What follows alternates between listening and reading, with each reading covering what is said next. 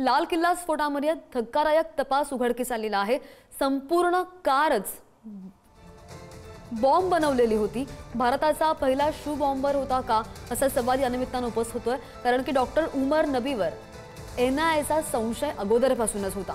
फुटामधील धातूचा ट्रिगर दाबताच हा स्फोट झालेला आहे आणि कारमध्ये महत्त्वाचा पुरावा सापडलाय। ट्रायसेटोन ट्रायपरऑक्साइड रसायनाचा वापर केल्याचा तपास यंत्रणांसमोर निष्कर्ष आलाय आणि कारच्या प्रत्येक पार्टमध्ये स्फोटक भरल्यामुळे स्फोटानंतर ही वाहनं पेटलेली आहेत।